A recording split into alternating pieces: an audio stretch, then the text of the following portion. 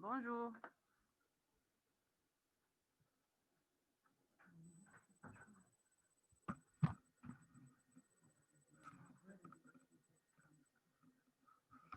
Bonjour, vous m'entendez?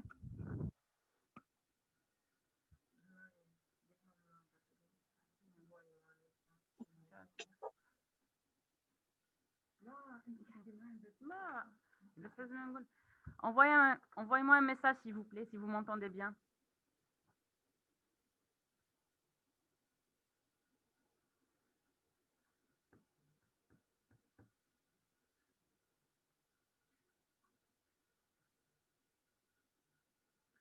Allô?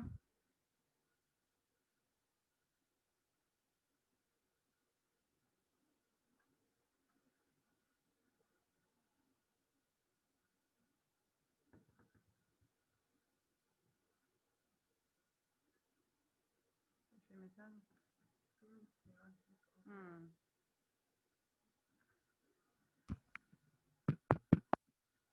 Est-ce que vous m'entendez, s'il vous plaît? Ça marche très bien, Oui, madame. Ah, d'accord.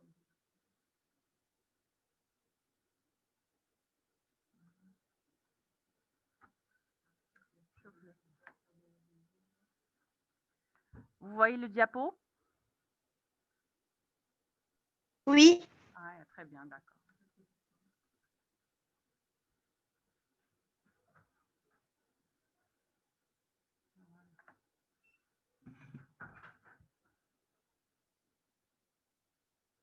Très bien. D'accord, super.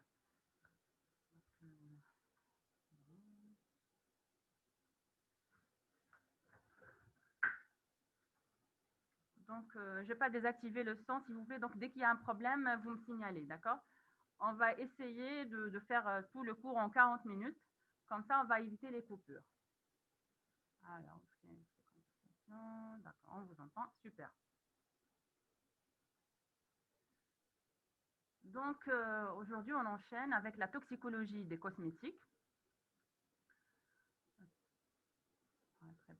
S'il y a un problème, Barka, vous le mentionnez en message. Très bien. Donc, on enchaîne avec la toxicologie des cosmétiques. Déjà, c'est censé être un titre choquant parce que c'est pas tout le monde donc, qui conçoit les produits cosmétiques comme étant toxiques, d'accord? Et même dans votre programme pédagogique, ça a été intégré récemment, d'accord? Ça ne veut pas dire qu'ils le sont tous. Donc, on va voir leurs aspects et on va s'intéresser vraiment à leur toxicité. Et ça sera d'une manière brève et générale, d'accord? Alors, ça bloque. Très bien. Donc, on va définir ce qu'est un produit cosmétique et aussi on va tracer la frontière avec le médicament, les petites nuances entre un produit cosmétique et le médicament, les sites d'action des produits cosmétiques, leur classification, leur composition générale, la réglementation, surtout la réglementation algérienne, qu'est-ce qu'elle en dit, la toxicité, quelques substances controversées et on va parler de l'évaluation de la toxicité et aussi on va aborder brièvement les cosmétiques traditionnels et surtout souligner leur différence avec les biocosmétiques.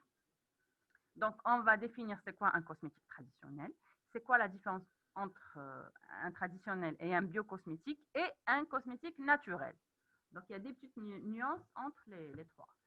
Alors, donc il faut savoir qu'il y a plus de 900 produits chimiques reconnus comme étant toxiques et qui sont quand même utilisés dans la fabrication de cosmétiques. Et là, on revient à la notion de c'est la dose qui fait le poison, en fait. Donc c'est une question de dose, une question de manière d'application et tout. Donc il ne faut pas vraiment être choqué. Très bien. Alors, pour l'étymologie du terme, donc c'est du grec cosmétikos. Donc c'est tout ce qui est relatif ou lié à la parure, c'est-à-dire zina, quoi. Donc les Grecs déjà utilisaient, donc c'est eux qui ont mis le mot cosmétikos. Donc c'est la science et l'art d'améliorer les apparences. Donc la réglementation, donc ici vous voyez JORADP, c'est tout simplement pour dire journal officiel de la République algérienne démocratique et populaire. Donc on définit un produit cosmétique Donc, comme étant tout produit d'hygiène corporelle ou toute substance ou préparation, c'est-à-dire substance, une seule substance, ou la préparation, un mélange de substances. Autre, donc déjà la définition on souligne qui est autre que médicaments, qui sont destinés à être mis en contact avec les diverses parties superficielles du corps humain, telles que l'épiderme, système pileux, capillaire, les ongles, les lèvres, les paupières, les dents, les muqueuses, en vue de nettoyer, protéger, maintenir, parfumer. Tout. Donc, pourquoi je vous ai mis la définition et j'ai mis donc, cette partie en gras et soulignée. Donc, je vous invite un petit peu à zoomer, destinée à être mise en contact avec les diverses parties superficielles du corps humain. Donc déjà, on oriente le lecteur vers une notion de mise en contact. C'est-à-dire que, en quelque sorte, on lui dit indirectement qu'il n'y a pas de pénétration en contact superficiel. Donc ça sous-entend qu'il n'y a pas de pénétration systémique. En fait, il faut savoir que la définition la réglementation algérienne, vous pouvez la trouver la même, donc le code de la santé publique français. D'accord, c'est la même définition dans le code français. Et cette définition, elle date de 1975. 1975, parce que justement, brièvement, je vais vous raconter l'anecdote, donc, parce que toute la réglementation des produits cosmétiques, peut-être après ce qui s'est passé, l'accident du talc Morange. Morange, c'est une marque. Et le talc, donc en 72, il y avait donc le talc qui était un produit très utilisé, même aujourd'hui, pour donc l'hygiène intime des bébés. Et donc, accidentellement, donc, ça contenait un solvant très toxique. Donc, il y a eu des décès, des centaines de décès de bébés. Et donc, à ce moment-là, qu'on s'est donc finalement rendu compte que finalement, ces produits cosmétiques avaient besoin de toute une réglementation concernant l'étiquetage, concernant la déclaration de la composition et tout, et tout, et tout. Pour moi, le son est très bien, madame. Le son est faible. Levez la voix. Voilà. Donc, on revient à la phrase destinée à être mise en contact avec les diverses parties superficielles. Donc, elle était censée, au fait, c'était pour séparer distinctement le produit cosmétique de la définition du médicament. Et pendant longtemps, on a considéré que le produit cosmétique, finalement, ne pénétrait pas. Et là, c'était erroné. Et c'est pour ça que les produits cosmétiques, jusqu'à ce jour, sont régis par le ministère du Commerce. Alors, donc, il y a toute une équipe d'or qui se bat pour que les produits cosmétiques soient régis par le ministère de la Santé. Parce que là, on est concerné. Du moment qu'il y a pénétration, donc il y a des effets secondaires, il y a des effets toxiques, donc c'est la santé qui est concernée. Ce n'est pas un produit commercial à produire et à vendre.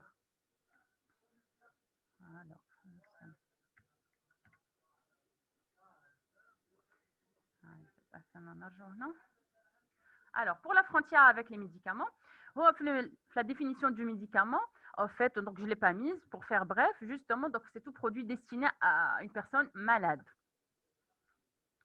Donc, les médicaments présentent une efficacité thérapeutique vis-à-vis d'un individu malade, tandis que le produit cosmétique présente une efficacité physiologique limitée à l'enveloppe cutanée ou muqueuse d'un individu sain ou présumé sain. C'est-à-dire que du moment qu'on parle de maladie, on parle de médicaments, mais si le sujet il est sain, ou on parle d'ornement, de parfumerie, d'améliorer l'état, on parle de produits cosmétiques. Par exemple, il y a plusieurs produits anti-acnéiques. Donc, un produit anti-acnéique peut être un médicament, mais à côté aussi, en cosmétologie, on trouve les régulateurs de la sécrétion sébacée. Donc, ils sont considérés comme un produit cosmétique. Donc, j'essaye de vous souligner un petit peu la nuance entre le médicament et le produit cosmétique. Il faut savoir que le produit cosmétique n'est pas soumis à une AMM, à une autorisation de mise sur le marché. Votre firme de produits pharmaceutiques, de produits cosmétiques, vous aurez besoin d'établir, de monter tout un dossier, et vous avez l'autorisation de la vente. Le médicament, des essais cliniques, vous prouvez vraiment qu'il n'y a pas d'effet indésirable et tout. Voilà. Donc, pour le cosmétique, il y a des textes juste pour prouver l'absence de nocivité pour la santé. Donc, il y a des tests d'évaluation de la toxicité. Mais toxicité, percutanée et cutanée, c'est-à-dire l'évaluation de l'irritation, alors qu'à côté, il y a des effets systémiques, il y a une pénétration à long terme, il y a des effets chroniques. On passe à côté. Donc, pour les sites d'action des produits cosmétiques, donc, ils réagissent sur la peau et ses annexes. Donc, la peau, comme vous le savez très bien, donc elle est constituée de plusieurs couches. Donc, l'épiderme, le derme et tout. Donc, la pénétration cutanée, en fait, elle conditionne l'efficacité et à côté aussi, elle conditionne la toxicité potentielle des cosmétiques. On nous a toujours dit que la peau constituait une barrière contre le froid, contre donc la chaleur et le froid, contre tout ce qui est micro-organismes aussi. Mais la notion de barrière, la fonction de barrière, elle n'est pas absolue. En fait, il ne faut pas penser que c'est une barrière à 100%. En fait, toutes les substances sont perméables. Il ne faut pas oublier le caractère hautement lipophile de l'épiderme. Donc, c'est juste une notion de fraction de perméabilité. C'est un coefficient, en fait. Toutes les substances sont perméables à des degrés différents. Donc, cela dépend que la peau soit saine ou lésée. Par exemple, une peau épilée, c'est une peau qui est plus fragilisée, qui a les pores plus dilatés. Les peaux fragiles, par exemple, surtout chez les nourrissons et les bébés, surtout les nouveau-nés. La couche de l'épiderme ou la couche cornée, elle n'est pas encore très renforcée. Donc, automatiquement, la pénétration, elle est plus facile. Il y a d'autres facteurs aussi. C'est le mode d'application. Un produit rincé n'est pas, ne vous expose pas aux substances toxiques comme un produit non rincé. Un produit non rincé, donc à savoir les crèmes hydratantes, enfin tous les produits en fait qui sont destinés à rester longtemps au contact de la peau, mais un petit shampoing ou un petit savon qui est vite fait rincer, d'accord. Donc c'est une question d'exposition, de temps d'exposition. Il y a aussi le fait les produits qui sont destinés à être massés, par exemple il faut bien masser l'huile ou la telle crème et tout. Donc le massage, il favorise la pénétration. Et donc, et qui dit pénétration, en fait, c'est dit passage systémique. On a l'aberration et le vide juridique, la définition. Pour les phénomènes d'absorption, donc je vous ai mis brièvement. Donc, il y a un phénomène de diffusion passive au sein de la peau, grâce à la lipophilie, ou la résorption par la circulation sanguine et lymphatique. Donc, ce sont les modes de pénétration des substances composantes des produits cosmétiques.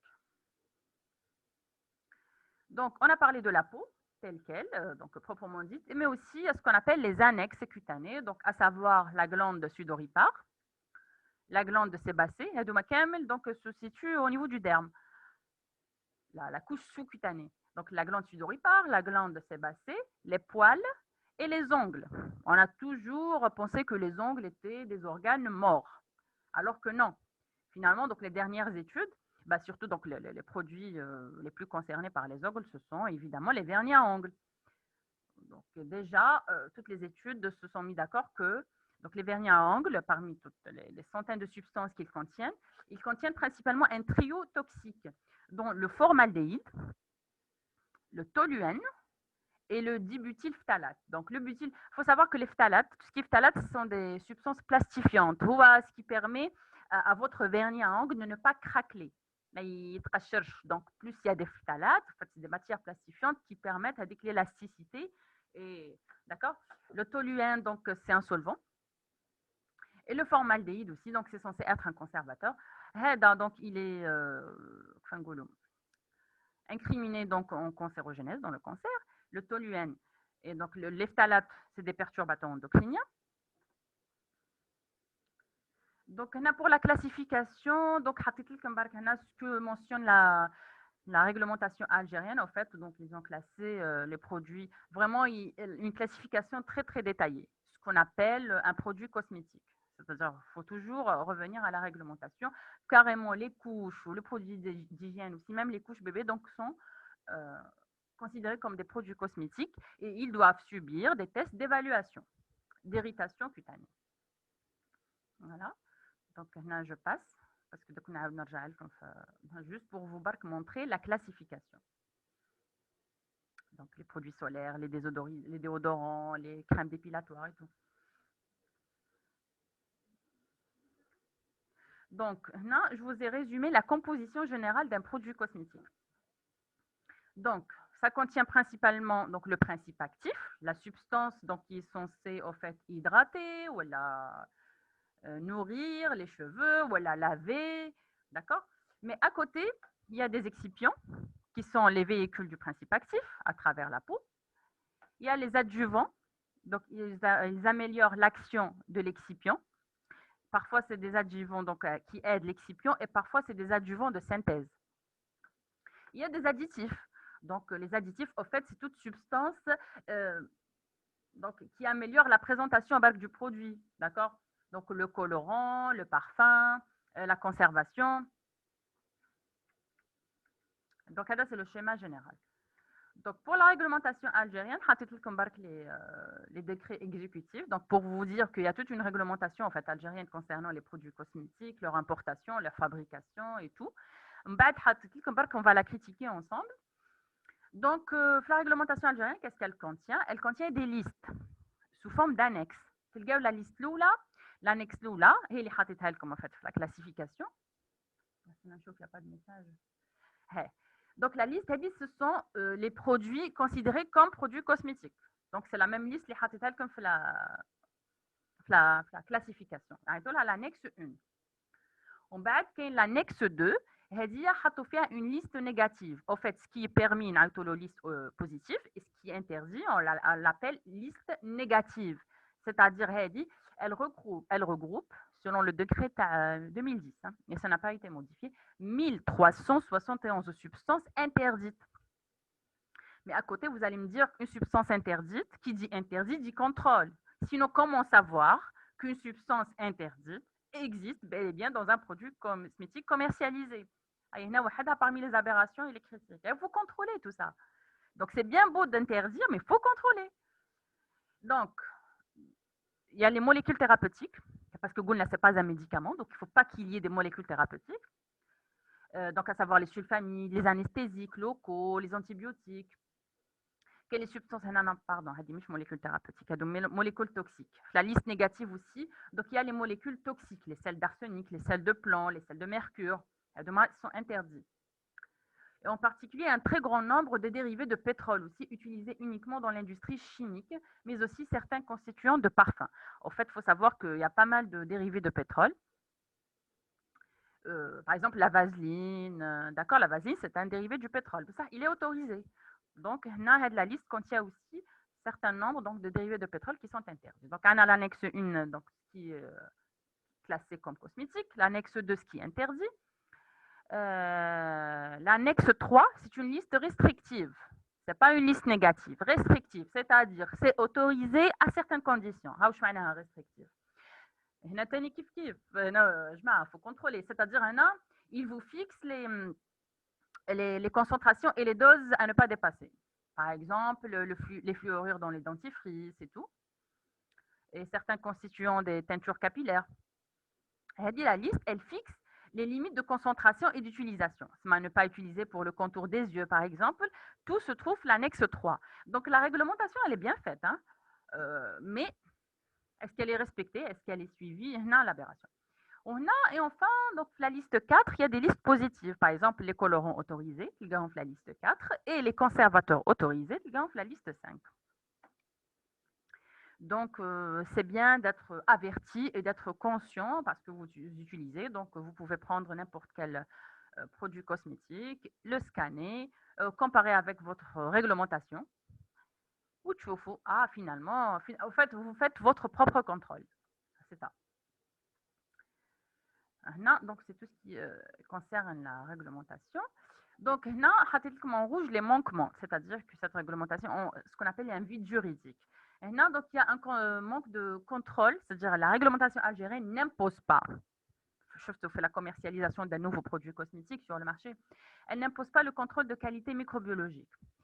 Elle n'impose pas la recherche des impuretés, des traces et des informations sur les matériaux d'emballage. Il faut savoir que les matériaux d'emballage donc, relarguent des substances toxiques, des plastifiants qui sont incriminés dans la perturbation endocrinienne. Donc, on ne les recherche pas. Seulement l'obligation de la formule qualitative, qui existent, mais pas de formule quantitative. Alors qu'à côté, annexe, des doses à ne pas dépasser, ça, on ne vous oblige pas. Quand vous voulez commercialiser un nouveau produit, on ne vous demande pas le rapport quantitatif. Il y a combien de, enfin, les doses des substances utilisées. Aussi, donc la notion d'exposition aux substances contenues dans le cosmétique, même les réglementations internationales doivent s'y mettre. Il faut vraiment avertir le consommateur que les substances à la composition donc, peuvent pénétrer à votre sang et exposer vos organes. Il faut vraiment le mentionner, comme on fait pour le tabac. Hein. Le tabac, c'est très clair. On vous dit que ça tue. On vous dit, mais on le commercialise. Non, c'est-à-dire qu'ils doivent faire la même chose avec les produits cosmétiques. La notion de sensibilisation cutanée et toxicité photo-induite, on doit mentionner qu'il peut y avoir des effets indésirables aussi. Ce n'est pas mentionné sur l'emballage. Et les ingrédients CMR. CMR, donc c'est les ingrédients cancérogènes, mutagènes, reprotoxiques, et aussi l'obligation de la cosmétovigilance. Alors là, la cosmétovigilance, c'est tout un organisme, c'est un organisme à part, carrément. Donc il doit vraiment être établi en Algérie.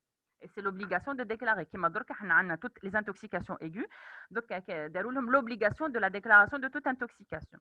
C'est le public ou les professionnels de la santé. Et normalement, pareil pour les produits cosmétiques. Et généralement, c'est les dermatologues ou les autres. Tout produit, tout accident qui survient suite à la consommation l'application d'un produit cosmétique, donc doit être obligatoirement déclaré ailleurs. Voilà, donc après un petit tour concernant la réglementation, vous pouvez poser vos questions en fait chat. Hein. Je lis ça. Donc, on va parler brièvement de la toxicité. Je vous dis que la toxicité, elle est bien établie, mais comme les autres monographies pour vous dire la toxicocénétique ou mais on va vous parler donc, en général. Alors, on va parler de sensibilisation. Il y a ce qu'on appelle la sensibilisation. Donc, c'est une question d'allergie. L'irritation cutanée et oculaire. La photosensibilisation. Donc, il y a une notion d'exposition à la lumière, mais surtout au soleil. La perturbation endocrinienne, voilà, les perturbateurs, les substances perturbatrices endocriniennes et les CMR. Donc, pour l'irritation cutanée et oculaire, non, donc directement, j'ai abordé directement un exemple, parce que vous connaissez. Donc, les tensioactifs sulfatés, sûrement, surtout le sodium lauryl sulfate. Bon, il faut savoir que les étiquettes, on ne lisait pas beaucoup. Pour nous, c'était du charabia. Mais le sodium lauryl sulfate, il est de plus en plus connu ces derniers temps parce qu'on recommande tout d'un coup pour les cheveux lissés, donc les cheveux, les produits sans sulfate. Tout simplement, c'est quoi les sulfates? C'est des tensioactifs. C'est grâce à eux qu'il y a la mousse dans votre shampoing ou votre savon. D'ailleurs, Camel Firm, le sodium lauryl sulfate, par exemple. Aussi, donc c'est tensioactif fortement nettoyant. Fortement nettoyant. Et alors que donc un cheveu, les cheveux, la peau n'ont pas besoin de toute cette action. Mais à côté, donc c'est des ingrédients totalement inadaptés à la peau. Et depuis très longtemps, ils sont fortement controversés, mais on les utilise toujours. Hein. C'est-à-dire que pour nous, le shampoing comme il y a la riche en fait, il n'est pas bon. C'est grâce à ce sodium sur lauryl sulfate. Donc, c'est un dégraissant. Voilà, je cherchais ce mot. C'est un dégraissant puissant. L'exposition fréquente à cet ingrédient fragilise la peau et fragilise le cheveu aussi, parce que aussi bien donc le cheveu ou la peau se protège par la couche hédique graisseuse. Et au fait, justement, donc une petite parenthèse, même si on n'a pas le temps, en fait, les cheveux gras, c'est quoi? C'est des cheveux qui sont très dégraissés. D'ailleurs, les gens qui se lavent souvent les cheveux ou trop les cheveux provoquent des réactions inverses. Donc, le cheveu a son équilibre. Il produit sa matière grasse hédique pour se protéger. Donc, plus vous lavez, plus il reçoit le signal qu'il doit produire davantage de matière grasse. Parce que très tôt, l'équilibre terre. Donc, c'est ça, au fait. Par exemple aussi, donc, et voilà, il provoque des irritations. Les nitrates d'argent, coloration des cils, donc tout ce qui est mascara et tout, coloration des cils et des sourcils. Donc, ça figure la liste restrictive. Ça ne doit pas dépasser les 4%. Sinon, ça devient un irritant oculaire. Les chlorures, ou la nitrate phénylmercurique aussi, donc ils sont très utilisés les fards et les démaquillants. هادو تاني c'est une liste restrictive, donc c'est-à-dire ils sont limités à un certain taux. Il faut avoir les moyens de sa politique. Si vous fixez un taux, vous fixez le contrôle et les organismes qui contrôlent ça et les techniques adaptées parce que c'est des taux très bas. Donc, il faut vraiment avoir des techniques très, très sensibles. Donc, là, on a parlé de l'irritation. Un exemple, Barka. Je sais pas. Là, on va parler aussi de la sensibilisation cutanée. La sensibilisation, donc, c'est une notion d'allergie. C'est une hypersensibilité de type 4. Donc, c'est une réaction immunologique retardée provoquée à la suite d'un contact local répété avec une substance dite sensibilisante. Donc, les allergies les très courantes, comme vous le savez, hein, bah, tous les jours, donc on entend des gens, donc tel ou tel produit m'a provoqué de l'eczéma, parfois carrément des crises d'asthme, hein, parfois des crises d'asthme dues à certains parfums, d'accord, et on ne le soupçonne pas. Donc, c'est une réaction de sensibilisation. Crise d'asthme, éternuement, inflammation, des irritations, des démangeaisons, des larmoiements, les maux de tête, parfois des maux de tête dus à un parfum ou à un produit cosmétique, on ne soupçonne pas ça. Et à côté aussi, il ne faut pas oublier la multi-exposition. Donc, pour vraiment incriminer un cosmétique, c'est difficile. Le cosmétique, l'air, l'alimentation à côté. Donc, les maux de tête, les rougeurs des yeux, la peau, la sensation de brûlure, l'urticaire, tout ça, donc ça peut être des réactions de sensibilisation cutanée. Souvent, c'est des substances parfumantes, les conservateurs et des émulsifiants, les résines, des vernis à ongles. L'allergène de contact majeur, c'est le méthylisothiazolinone. Donc, normalement, après ce cours, j'espère que vous allez être avertis et vous allez, j'espère que vous me répondrez sur le chat, est-ce que vous avez le réflexe de lire les étiquettes? Je sais que c'est du charabia, c'est pas parce que carrément on utilise des codes et c'est des mots vraiment compliqués qui m'aident à méthylisothiazolinone, il faut le faire. Hein.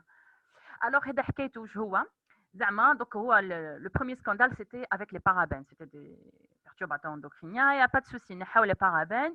Les parabènes, c'est des excellents conservateurs des produits cosmétiques. Hein. Ah, parce que ça conserve très bien. Donc les industriels à côté, ils avaient du mal à les éliminer. Hein.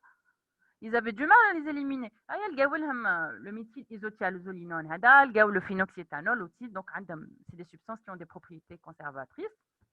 Mais c'est un allergène de contact majeur. Aussi, le paraphénylène diamine, le PPD. Le PPD, les colorations capillaires, la cosmétologie traditionnelle, le henna, la pierre noire aussi, c'est un bzaf. Donc, c'est un allergène majeur.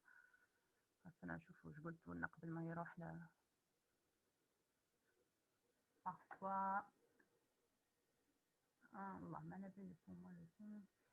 parfois, Et donc, la publicité, on a les silicones, on a les parabènes, on a le bisphénol A. Vous manquez de temps. Alors, cette réunion se termine dans 10 minutes.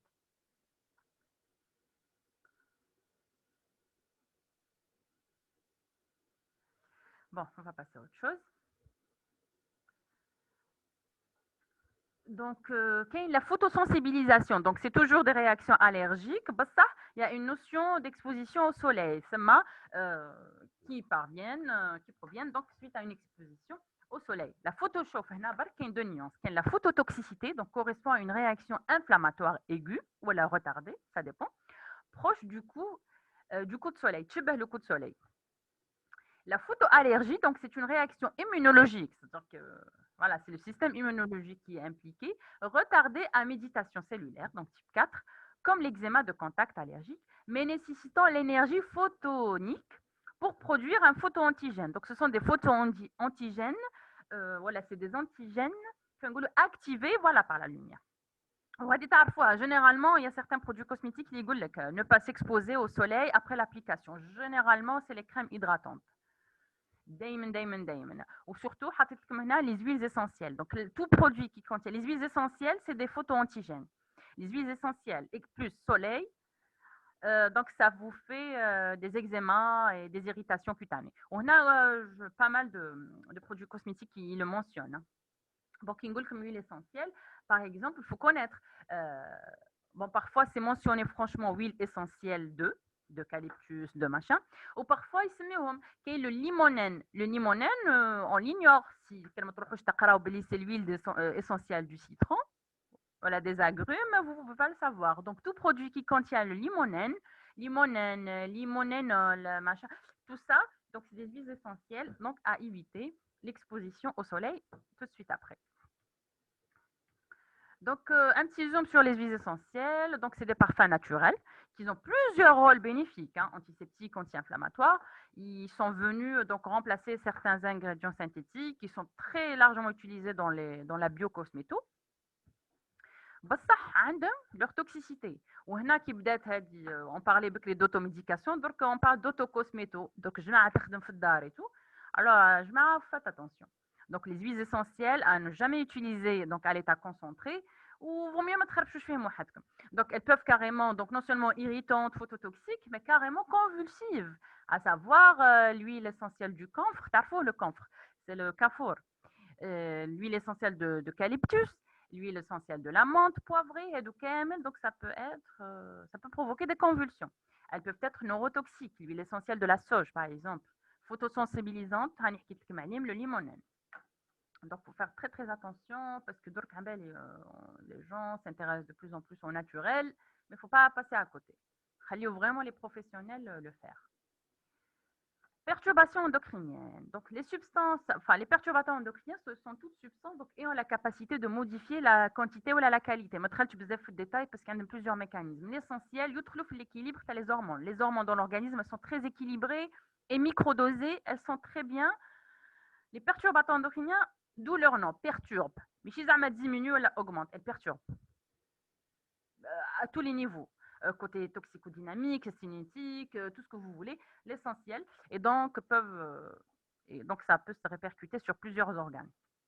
Donc, ça peut toucher la thyroïde, les surrénales, les pancréas, les testicules. Et aussi, les perturbateurs endocriniens sont très incriminés pour les cancers, mais n'importe quel cancer, hormonodépendant. Il faut toujours qu'il y ait la perturbation endocrinienne, le cancer, le hormonodépendant. Surtout le cancer du sein, le cancer de la prostate, le cancer des ovaires. D'accord. Donc, les organes qui sont vraiment sensibles aux changements hormonaux. Voilà. Donc, ils miment l'action des hormones. Il y en a qui ont une analogie structurale, il y en a qui n'ont pas, au fait. Pas forcément une analogie structurale. Peut-être que maintenant ou pas. Pour le moment, l'effet est certain chez l'animal, il est incertain chez l'homme. C'est des familles très hétérogènes, d'accord, qui existent un petit peu partout, où on s'intéresse à les substances qui provoquent un effet perturbateur endocrinien et qui existent dans les produits cosmétiques. Donc, là, je vous ai mis un exemple, les parabènes, ça le rôle c'est des conservateurs. Ils conservent donc le produit cosmétique. Qu'il y a les filtres solaires. Alors, pour les filtres solaires, qu'il y a l'écran total pour ne pas être donc, exposé aux UV. Ou qu'il y a les filtres solaires pour éviter la dégradation du produit cosmétique contre la lumière, contre la lumière du soleil. C'est-à-dire que même le produit cosmétique, il est protégé par un filtre solaire. Et ben sinon, comment il peut rester 3 ans sur les étalages ou... D'accord. Les phtalates. Les phtalates, c'est des plastifiants. Par exemple, surtout la crème hydratante. La crème hydratante, le fait qu'elle soit facilement appliquée et étalable sur la peau, c'est du phthalate. C'est des matières plastifiantes. Les plastifiants, qu'il y a des rigides ou qu'il y a des tendres, j'allais dire tendres. Voilà, des mous. Qui est le triclosan aussi, c'est un conservateur. Là, je vous ai donné donc quelques exemples de perturbateurs endocriniens. Ou d'ailleurs, si vous vous intéressez donc à les emballages, parce que comme donc les producteurs de cosmétiques, l'emballage sans parabènes, sans phtalates, sans silicone. Mais tout لازم تكونوا تروحوا تقراوا quand même l'étiquette ou تشوفوا oui, ok, c'est sans tout ça, mais vous l'avez remplacé par quoi? لازم تعودوا موسوسين. Donc, après la perturbation endocrinienne, l'effet CMR, cancérogène, mutagène, reprotoxique. Donc, elles sont interdites en cosmétologie. Donc, en raison de leurs propriétés dangereuses, c'est clair. Mais, donc, ils les ont classées en catégorie 2 et 1A ou 1B, c'est des substances interdites. à condition que cette utilisation ait été considérée comme sûre par le comité scientifique pour la sécurité des consommateurs. Donc, c'est un usage réglementé. Bon, ça veut dire qu'il y a des fraudes. Par exemple, le formaldéhyde, d'accord, il est interdit. Bon, ça veut dire qu'il y a des générateurs de formaldéhyde. C'est menti, l'étiquette, oui, il n'y a pas de formaldéhyde, donc c'est safe, il peut le commercialiser. Mais en fait, il y a des générateurs de formaldéhyde. Là, donc, je vous ai mis donc, des exemples. Là, l'oryl sulfate qui à chaque fois, le nom du composé, l'usage, la toxicité, brièvement. Le formaldéhyde, par exemple, il comme conservateur. Il est excellent, c'est un excellent conservateur. Donc, il faut vraiment se mettre à la place de ses producteurs, et surtout pour les vernis en comme 3+. Donc, il a été remplacé RIA par les libérateurs de formaldéhyde. Et ça, c'est une fraude. Que tu le mettes directement ou que tu le libères, non merci. C'est des CMR, c'est des substances interdites. Les silicones. Eh mon Dieu, les silicones. Si vos cheveux sont brillants, c'est grâce au silicone. Si, d'accord, si votre peau est bien douce, c'est grâce au silicone. Au Kigoul, au silicone, c'est une famille. On a à côté, il faut savoir qu'il y a des synonymes. Par exemple, cyclométhicone, c'est des silicones. Diméthicone, siloxane, hedoukem, qui est l'emballage, c'est la famille des silicones. Effet plastique. Donc voilà, une sensation soyeuse, la peau, les cheveux, bloque les pores de la peau, produit pour lisser, humidifier, assouplir. Alors là, les lissages, c'est bourré en silicone. Mais à côté, dommage, c'est des perturbateurs endocriniens et potentiellement toxiques pour la reproduction et pour l'environnement. Et ils sont biodégradables. C'est des molécules lourdes et complexes. Donc, elles ne se dégradent pas facilement dans l'environnement et elles agissent comme du scotch. Silicone c'est comme du scotch. Il faut fixer sur les cheveux.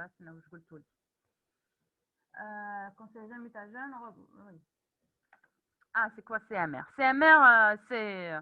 Ah, au fait, je pense que vous avez téléchargé le cours. Donc, s'il vous plaît, donc, je vais vous envoyer c'est la version la plus juste, la version la plus actualisée. Donc, vous allez réviser sur le cours Talium. Il faut oublier le cours Hadakam. Donc, on va passer à un autre exemple. On a les sels d'aluminium. Les déodorants. Hein. Suspicion. Les études toujours suspicion. Il n'y a pas un lien vraiment établi. Suspicion d'un lien de causalité avec cancer du sein. Les parabènes, les éthers de glycol, EG, EGBE. ما كانش un produit ما فيهش les éthers de glycol. هنا حطيت لكم donc un exemple d'ingrédient d'une crème pour les mains. Donc لازم تتعلموا. Donc faut savoir que le premier ingrédient, en fait les ingrédients sont classés mais le plus dosé au fait. Voilà, le plus prépondérant حتى le moins prépondérant. باش تعرفوا le classement donc il n'est pas anodin. Donc يبدا بالماء, ça veut dire qu'il y a plus d'eau. Ensuite, le glycérine. Ensuite, les glycérides marins. Là, je à chaque fois entre parenthèses le rôle.